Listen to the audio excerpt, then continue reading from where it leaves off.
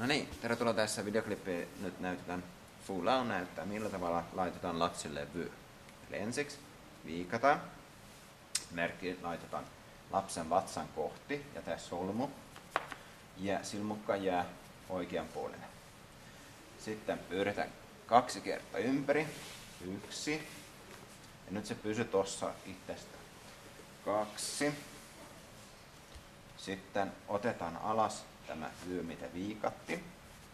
Noin. Sitten tämä vyö, joka pyörii 2 kertaa ympäri, menee molemmat alle. Ristää vähän. Sitten ylin, alin päällä.